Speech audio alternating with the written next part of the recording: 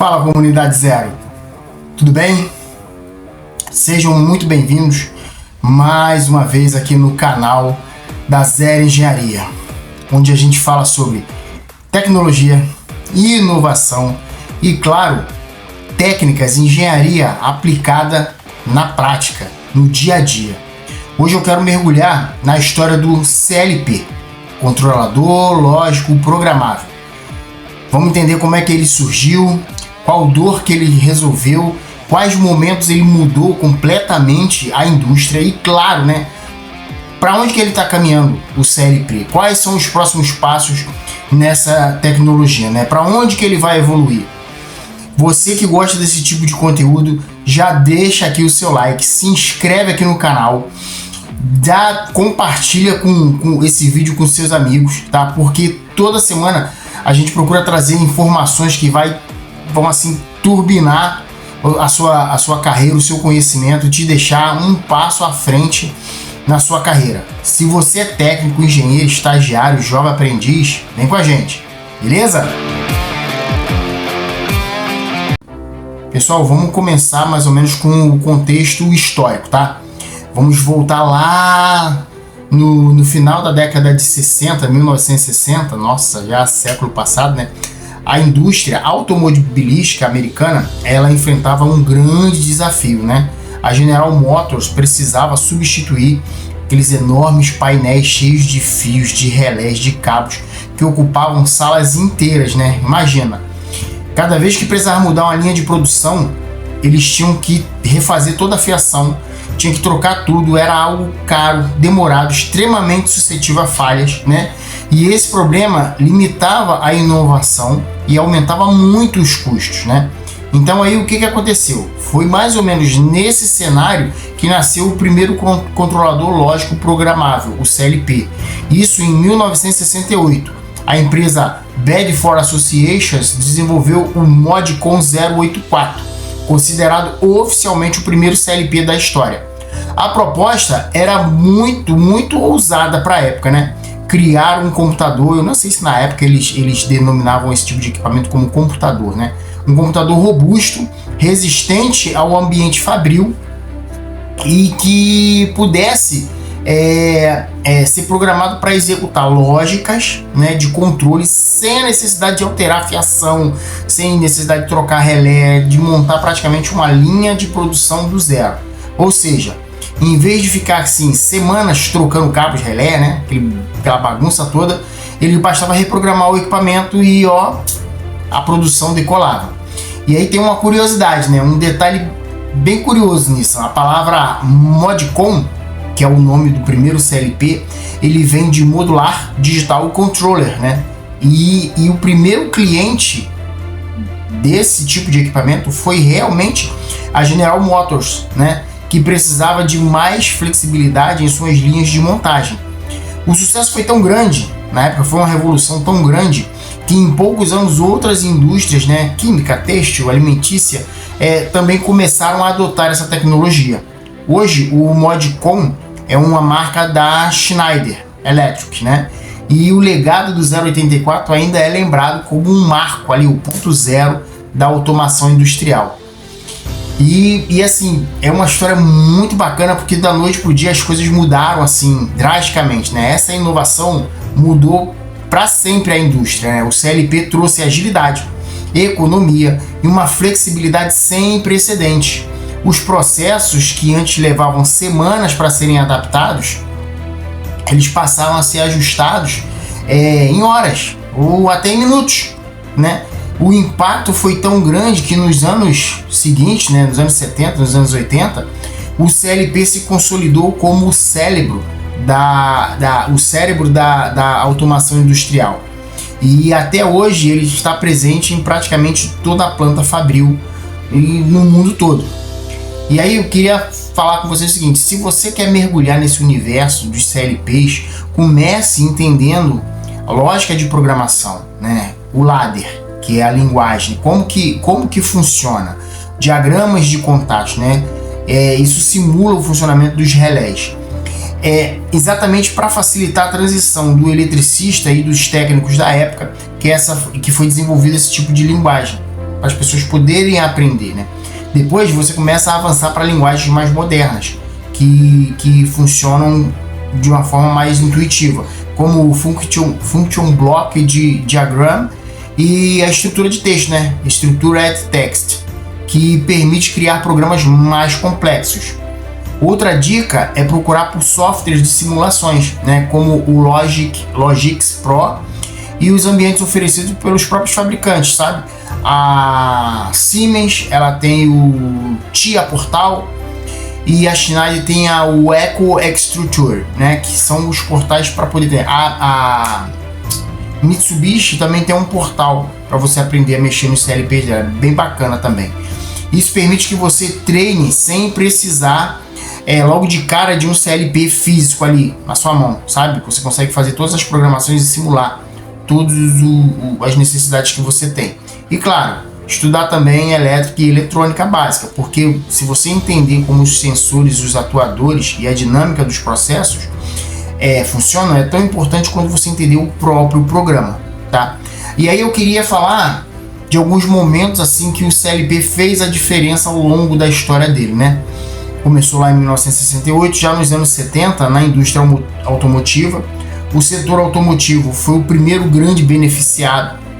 As mudanças de linha de produção, que antes levavam semanas, passaram a ser feitas em dias, com uma simples alteração dos programas, né? Logo nos anos 80 houve uma expansão do CLP para outros setores, indústria química, farmacêutica, alimentícia. Eles começaram a adotar o CLP para controlar processos contínuos, como reações químicas e linhas de invase, né? Quando chegou os anos 90, aí a gente partiu para as redes industriais. Aí, com o avanço das redes industriais, e aí houve a disseminação do Profibus e do Modbus, os CLPs passaram a conversar entre si e com sistemas de supervisão, dando origem ao conceito moderno de automação integrada, que é muito usado hoje na indústria. Logo no ano 2000, a próxima década dos anos 90, ano 2000, né? Houve uma integração com a área de TI. E aí a gente chegou na era da integração total do CLP com TI. O CLP deixou de ser só um controlador de chão de fábrica e passou a se conectar com bancos de dados, com o ERP e até com sistemas de manutenção preditiva, que isso foi um avanço muito grande. E hoje, como é que está a evolução do papel do CLP? Hoje, a gente entra na indústria, na era da indústria 4.0, né? E os CLPs, eles evoluíram muito além da simples função de ligar e desligar máquinas. Eles estão cada vez mais conectados à nuvem, integrados com sistema de supervisão, tipo um SCADA da vida, né? E plataformas de IoT. E IoT é Internet das Coisas, né? Isso permite controlar dados em tempo real, armazená-los e processá-los para gerar informações estratégicas para tomada de decisão lá na frente. Quanto produzir, o que produzir, como produzir. Todas essas informações chegando pelo CLP para a área de internet das coisas, né? Aí a gente chegando agora falando muito sobre inteligência artificial, né? Que é o boom do momento. E como é que está essa integração? Aí partindo para a digitalização, o CLP deixou de ser apenas um controlador local e passou a conversar diretamente com os sistemas de análise de falhas. Olha que legal. Hoje ele já pode enviar dados para o algoritmo de inteligência artificial e de machine learning que ajudam a prever falhas antes que elas aconteçam, né, e otimizar processos sem a intervenção humana. E aqui fica uma dica muito bacana, que é o seguinte: a inteligência artificial, o CLP, as automações, ela não chegou para tirar emprego de ninguém. A gente precisa entender e estudar como eles funcionam, porque de qualquer forma vai precisar de gente para fazer a manutenção, vai precisar de gente para colocar as máquinas para operar e uma vez ou outra supervisionar elas. Então a gente precisa se qualificar para isso, tá? E aí, deixa eu falar sobre os princípios de utilização modernas do CLP. Manutenção preditiva. Os sensores conectados com o CLP monitoram vibrações, temperatura das máquinas, corrente dos motores, antecipando falhas antes de uma parada inesperada, antes de uma falha realmente da linha de produção. A gente tem integração com robôs industriais. Os CLPs eles coordenam células robotizadas em linhas de montagem, por exemplo, né? Garantindo sincronização precisa e segura. Se a gente for exemplificar outra área de atuação, seria o controle de energia. Eles são cada vez mais usados para otimizar o consumo de energia em plantas industriais, integrando geração renovável e sistemas de eficiência energética. Isso é muito legal também. Isso tem uma gama de estudos enorme para essa área. Indústria de alimentos e bebidas. O controle rigoroso dos processos de envase, né? Temperatura, pasteurização da bebida, né? E até a rastreabilidade de lote. Tudo isso o CLP consegue oferecer para a indústria. Se a gente pode falar também, exemplificar sobre transporte e mobilidade. Os CLPs comandam sistemas de bilhetagem eletrônica, portas automáticas de trem, de metrôs, de elevadores, tudo isso via comando lógico, né? Automação predial. Eles estão presentes nos sistemas de climatização de prédios, iluminação inteligente e controle de acesso de edifícios modernos. Se a gente voltar a falar de energia e utilidades, eles são usados em parques eólicos, né? Em usinas solares, em sistema de distribuição para garantir confiabilidade na operação. Também são usados em indústria química e farmacêuticas, né? Onde o CLP garante precisão, né? No controle das dosagens, pressão, fluxo, tempo de reação, tudo isso através de uma programação muito simples, muito fácil de ser feita, né? Um detalhe curioso é que apesar da evolução tecnológica, a essência ali do CLP, né, continua sendo a mesma: robustez, confiabilidade e capacidade de operar em ambientes hostis, chão de fábrica mesmo. A grande diferença é que hoje ele é parte do ecossistema digital e ele conversando com o ERP, por exemplo. O ERP é o Enterprise Resource Planning. Aí a gente trazendo o planejamento dos recursos da empresa, o que vai ser feito, quanto que vai ser feito. Ou ele pode fazer uma integração com o MES, que é o Manufacturing Execution System, que é o sistema de execução de manufatura, né? E até com plataformas de Big Data. O CLP ele consegue fazer todas essas integrações. E aí eu queria deixar aqui uma dica de estudo para a indústria 4.0. Se você quer se preparar para esse cenário, não estuda apenas programação de CLP, tá? Vai além.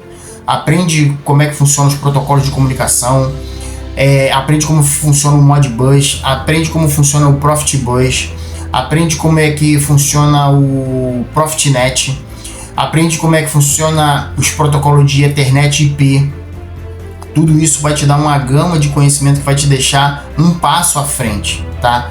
Explora também conceitos de IoT industrial, integração com plataformas em nuvem, tipo aquela do Google, Azure, né? Até AWS, a Siemens também tem o Siemens MindSphere, o Schneider, que a gente já falou, é o Schneider X-Structure, que são plataformas em nuvem que ajudam você você tendo esse conhecimento, eles vão te ajudar a se desenvolver mais, né?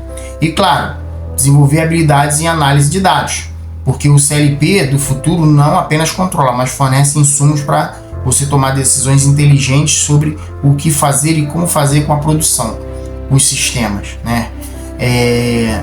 Enfim, é muito legal. E olha só, eu vou fazer aqui uma proposta para vocês, tá? Se esse conteúdo está fazendo sentido para você, já deixa o like e compartilha com 10 colegas seus, que assim você ajuda o canal a crescer. O YouTube entende que o nosso conteúdo é relevante e por conta disso ele começa a disponibilizar para mais pessoas. Se você disponibilizar para 10 amigos seus, a plataforma vai provavelmente disseminar esse vídeo para mais 10 pessoas, né? Para 10 pessoas de cada uma dessas 10. Então você já ajuda demais o canal a crescer e a gente espalhar o conhecimento. E voltando aqui, vamos falar de normas, claro, né? A gente sempre fala de normas. Para garantir a segurança e a confiabilidade desses equipamentos, os CLPs seguem uma norma internacional, que é a IEC 61131. que define as linguagens de programação e os requisitos mínimos de desempenho, né? No Brasil, ela é a NBR IEC 61131, né? Que adotou a mesma norma internacional e que estabelece os padrões para programação e uso do CLP, garantindo uma compatibilidade, segurança, confiabilidade em projetos de automação. Muito legal. E se a gente for falar assim, por exemplo, a relevância desses sistemas de CLP, né? Se você trabalha com CLP e precisa conhecer essa norma, ela é muito importante. Isso é relevante demais, né? Ela é a base para qualquer projeto profissional. E se a gente for olhar um pouco para frente, Zero, qual é o futuro do CLP? As tendências, né? Seria a integração com a internet industrial das coisas, é o IoT, né? Os CLPs conectados diretamente à nuvem e sistemas de análise em tempo full time, em tempo integral, né? Segurança cibernética, novas versões dos CLPs, eles vão ter que ter recursos avançados contra cyberataques, porque é eles que vão virar o próximo alvo, talvez, né? Edge Computing, que é o processamento de dados local no próprio CLP. Antes de ele enviar o sistema, ele já faz uma pré-análise do que pode estar acontecendo com a máquina, ele já leva essa informação mais digerida, mais mastigada. E inteligência artificial, né, que é o uso do algoritmo de aprendizado de máquina embarcado no CLP para tomada de decisões autômatas, aí sim, no processo. E aí cabe uma reflexão, né? O CLP vai continuar sendo o coração da automação, mas agora a gente tem que ter em mente que cada vez mais ele vai ser cada vez mais inteligente e ele vai estar cada vez mais conectado, entendeu? Então eu queria falar sobre esse equipamento hoje, que assim, que eu andei estudando e assim dá vontade de fazer um monte de coisa com o CLP. Vale a pena a gente estudar, né? Hoje a gente viu como é que o CLP nasceu, cresceu, revolucionou a indústria, né? Várias indústrias, né? E ainda continua em plena evolução, que ela não vai parar por aí. O que começou como uma solução para substituir relés lá atrás, em 68, hoje é uma das colunas da indústria 4.0, né? Então, se você gostou aqui desse conteúdo, se inscreve aqui no canal da Zero Engenharia, ativa o sininho das notificações e deixa seu comentário, né? Em qual setor você acha que o CLP mais vai evoluir nos próximos anos? Dá aqui a sua opinião, né? Vamos trocar uma ideia aqui nos comentários, beleza? É isso, pessoal. Esse é o canal da Zero Engenharia e aqui a gente transforma conhecimento em resultado, em crescimento, em carreira, tá? Até a próxima. Zero Engenharia, do zero à inovação.